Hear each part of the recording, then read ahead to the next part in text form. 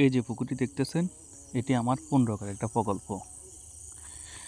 এই প্রকল্পে প্রায় আমার একর প্রতি 5,000 করে মাছ দেওয়া ছিল এবং অক্সিজেনের ফল্টের কারণে এখানে প্রায় অর্ধেকের বেশি মাছ মারা গেছে। অর্থাৎ আপনাদেরকে আরও সহজ করে বললে, আমার এখানে প্রায় 75,000 মিশ্র প্রজাতির মাছ, রুই, কাতাল, মৃগেল, বিকেট, কার্পু এবং গ্লাস কাপ দেওয়া ছিল। আমি এই পুকুরে তেলাপিয়া দিলাম। এই 75,000 মাছগুলোর মধ্যে গড়ে প্রতি মাছের সাইজ হয়ে গেছিলো 1 কেজি। অর্থাৎ 15 একর প্রকল্পে আমার প্রায় 75 থেকে 80 টন মাছ স্টক হয়ে গেছিলো। এই পুকুরটি শাখের বয়স ছিল মাত্র 5 মাস। আমরা সাধারণত যখন মিশ্র প্রজাতির মাছ দিই তখন আমরা 6 মাস পরে মাছগুলো বিক্রি করি, অর্থাৎ আর 1 মাস পরে যখন মাছগুলো গড়ে 1.5 কেজি থেকে 2 কেজি হয়ে যাবে তখন আমরা মাছগুলো পিছড়ে বিক্রি করে দিব। কিন্তু খুবই দুঃখজনক বিষয় যে অক্সিজেনের ফল্টের কারণে এখানে প্রায় আমার অর্ধেকের বেশি মাছ মারা গেছে। আমরা প্রাথমিকভাবে হিসাব করছি এখানে প্রায় 30টা মতো মাছ মারা গেছে এবং আপনারা যে ভিডিওতে অলরেডি দেখতেছেন কার্পু এবং বিকেট, এগুলো প্রায় প্রতিটা কার্পু 3 কেজি এবং প্রতিটা বিকেট 4 কেজি প্লাস হয়ে গেছে। সাধারণত কার্পু এবং বিকেট দুইটাই ভাসমান স্তরের মাছ। এই মাছগুলো খুব দ্রুত বড় হয়। আমরা প্রথমে যখন পুকুরে জাল দিই তখন বিকেট, কার্পু এই মাছগুলো বিক্রি করে দিই। পরবর্তীতে জাল দিয়ে আমরা রুই মাছগুলো তখন 1.5 কেজি 2 কেজি তখন বিক্রি করি এবং সর্বশেষ আমরা যে জাল দিয়ে মিকেল এবং কালীবাউস এবং গ্লাস কাপ অন্য মাছগুলো বিক্রি করে দিই। যাক, সকাল থেকে যখন অক্সিজেন ফল্ট হয় তখন আমরা বেশ কিছু লেবার আনি যে মাছগুলো একটু সুস্থ, একটু ভালো ছিল সেই মাছগুলো আমরা গাড়িতে লোড করি। আপনারা ভিডিওতে সেটা দেখতেছেন এবং আমরা এটা দেখতেছি নৌকার মধ্যে আমরা প্রায় অক্সিজেন তৈরি করার চেষ্টা করি মেশিন দিয়ে, সেটা আছে। কিন্তু আমাদের অজস্র মাছ বেশি রয়েছে।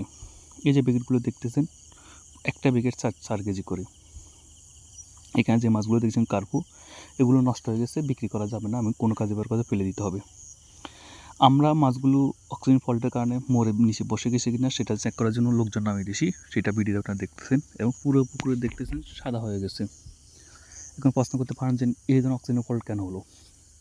সাধারণত একটা পুকুরে আপনি একটা 1 একর পুকুরে আপনি সর্বোচ্চ 2 থেকে 3 টন লোড করতে পারবেন, অর্থাৎ 2 থেকে 3 টন মাছ রাখতে পারবেন। এর থেকে যখন বেশি মাছগুলো হবে তখন আমাদের বিক্রি করে দিতে হয়। এটা মৎস্য চাষের নিয়ম এবং মৎস্য চাষ হয়ে থাকে। কিন্তু আমাদের খুবই দুর্ভাগ্যজনক বিষয়, আমরা এখানে প্রায় 5 টন প্লাস চলে গেছে। আপনারা তো ভিডিও অলরেডি দেখতেছেন কার্পু এবং বিটগুলো 4 কেজি 4.5 কেজি 5 টন উপরে, অর্থাৎ প্রায় 75 থেকে 80 টন মাছ হয়ে গেছে, যেটা এই পুকুরের জন্য লোড। এবং আমাদের একটা ধারণা ছিল যে আমরা 6 মাস পরে যখন হয় তখন বিক্রি করে দিব। এবং এটার মধ্যে আরেকটা যে ভয়াবহ প্রবলেম হয়, আমাদের এই পুকুরে আমরা যখন চাষ শুরু করি তখন আমরা 7 থেকে 8 ফিট পানি রাখছিলাম, কিন্তু এখানে পানি দেওয়ার কোনো ব্যবস্থা নাই। সেই জন্য পানিগুলো কমতে কমতে বর্তমানে 4 ফিট হয়ে গেছে। একে তো পানি কম, তার উপরে অধিক ঘনত্ব, এই জন্য মাছ এই প্রবলেম হয়ে গেছে। এই দিনে আপনারা খেয়াল করে দেখবেন আবহাওয়াটা খুবই খারাপ। সাধারণত বায়ুমণ্ডলে, অর্থাৎ আমাদের যে অবস্থান পরিবেশে 10% অক্সিজেন থাকে, পানিতে সেই অক্সিজেন থাকে 5%। আমাদের এই পুকুরে আমরা অক্সিজেন মেপে দেখছি, অক্সিজেন বর্তমান আছে 1%, অর্থাৎ 4% অক্সিজেন নাই। সেই জন্য মাছগুলো শ্বাস নিতে পারে নাই। এগুলো দেখতেছেন যে পুকুর পাড়ে যে মাছের উপরে মাছ জমা রয়েছে, এই যে বিড়িতে যে মাছটা দেখতে যে ব্রিকেট মাছ, এটা কিছুক্ষণ মারা যাবে, কারণ এটা শ্বাস নিতে পারতেছে না, এখানে অক্সিজেন লেভেলটা কম। যে এবার আসুন যে আমরা এবারে পুরো বিস্তারিত বলি যে যে কেন এরকম হয়েছে, যে কেন আমাদের এত মাছ একসাথে মারা গেছে। আপনাদের আগে বলছি আমার এখানে 15 একটা প্রকল্প, সেখানে 75 থেকে 80 নত একর প্রতি 5 টন উপরে লোড হয়ে গেছে। আমরা 1 মাস পরে মাছ বিক্রি করার কথা, যে সেই জন্য হয়েছে।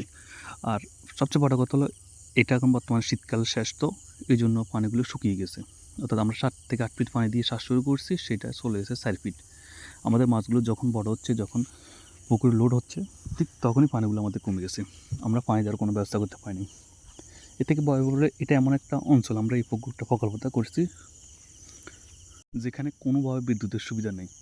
বাংলাদেশে প্রত্যন্ত কিছু অঞ্চল আছে যেখানে বিদ্যুৎ পৌঁছা নেই, এটা হলো সেই একটা অঞ্চল যেখানে বিদ্যুৎ পৌঁছে নেই। এখানে ডিগের মূল্যগুলো খুবই সস্তা, সেই হিসাবে আমাদের নেওয়া, কিন্তু এখানে কোনো বিদ্যুৎ সুবিধা না। বিদ্যুৎ থাকলে আমরা এয়ারটেল ব্যবস্থা করতে পারতাম, এয়ারটেল দিয়ে মাছগুলো রক্ষা করতে পারতাম, কিন্তু বিদ্যুৎ না থাকার কারণে আমরা সেই ব্যবস্থাটা করতে পারিনি।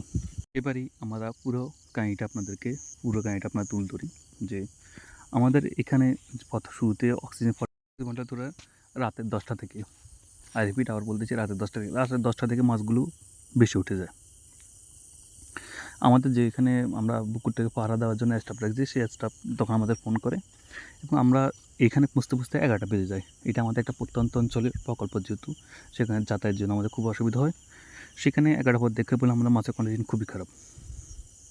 এবং সর্বপ্রথম আপনার মাছকে যদি আপনার মাছে অক্সিজেন ফল্ট হয়, তখন যে জিনিসটা বের হয় সেটা হলো লবণ ব্যবহার করতে হবে।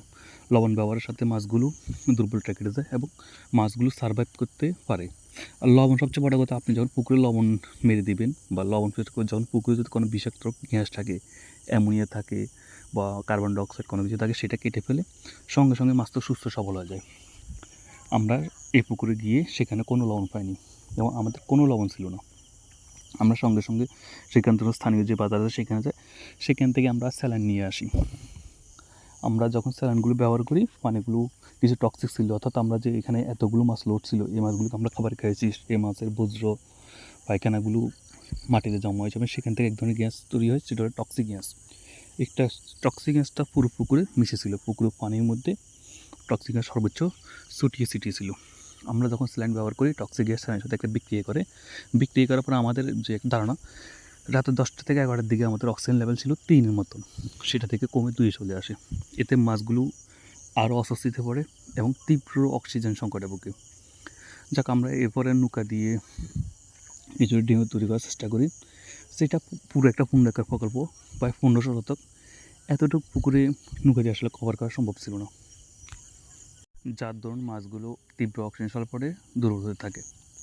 যাক, আমরা যখন রাতের 1টা বাজে, তখন সেখানে আমরা আবার পুনরায় অক্সিজেন ট্যাবলেট ব্যবহার করি, অর্থাৎ পানিতে যে দানাদার যে অক্সিজেন সেটা ব্যবহার করি এবং সেটা ব্যবহার করে একটু মাছগুলো সুস্থর দিকে আসে।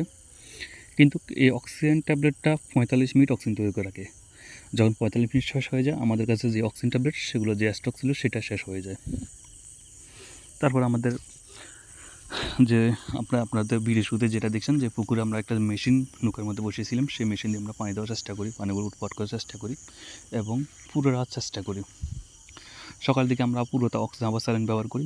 পানিতে এমনিতে ছিল টক্সিক, তারপর আবার পরে স্যালাইন, এতে পানিগুলো একেবারে অক্সিজেন লেভেলটা আরও কমে এক হয়ে যায়।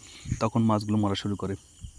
আমরা নিরুপায় হয়ে তখন এবার মাছগুলো যতটুকু পারি নৌকার মধ্যে নিই, হাত দিয়ে মাছগুলো ধরি এবং অধিকাংশ মাছে পানির নিচে ডুবে যায়। মাছের একটা ধর্ম হলো, মাছগুলো যখন মারা যায় তখন পানিতে ডুবে যায় এবং এর পরবর্তীতে মাছগুলো পৌঁছে শরীর থেকে সব মাংস জড়ে গিয়ে তারপর উপরে ওঠে, যেটা আপনার ভিডিও দেখতেছেন মাছগুলো পৌঁছে ফুলে গেছে। আর এই যে নৌকার মধ্যে দেখতেছেন, এই মাছগুলো আমরা ধরে নিয়েছি এবং এই মাছগুলো আমরা বাজারে কিছুটা বিক্রি করতে পারবো।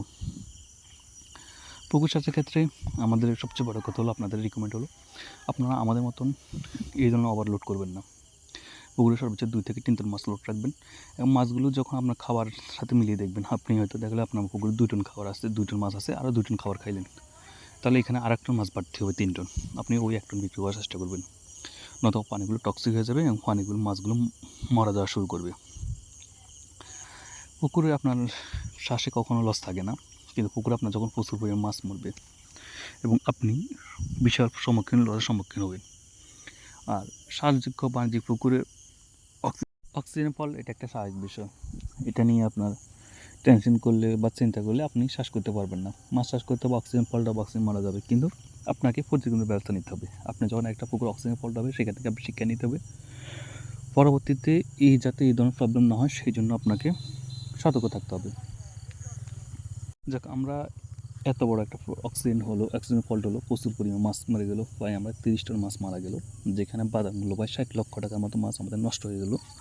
যেখান থেকে আমরা কী শিখলাম? যেখানে শিখলাম, আমরা যেসব পুকুরগুলোতে আমরা অধিকমাত্রা মাছ পাবো, সেখানে আপনার লবণ স্টক রাখতে হবে। এবং আমি আবার বলছি, মাছ যদি বাসে, আপনি লবণ বিকল্প অন্য কোনো ধরনের মেডিসিন হবে না। আপনি যখন পুকুরে লবণ দেন, তখন মাছগুলো সুস্থ হবে, সবল হবে, মাছগুলো অক্সিজেন নিতে পারবে এবং আপনি যখন লবণ দিবেন, পানিতে যদি আপনার টক্সিক গ্যাস থাকে, সেই গ্যাসটা দূর হয়ে যাবে আপনি যখন লবণ দিবেন। এই ভিডিওটা আসলে অনেক লম্বা, আমরা করতে করতে শেষ হবে না। মূলত এটাই বলার ছিল, যখন অক্সিজেন ফল্ট হবে আপনারা লবণ ব্যবহার করবেন, যে আর পুকুরে কখনো অধিক ঘনত্ব চাষ করার চেষ্টা করবেন না, যেটা আপনাদের লোকসানের সম্মুখীন বেশি হবে। সবাই ভালো থাকবেন, আল্লাহ হাফেজ।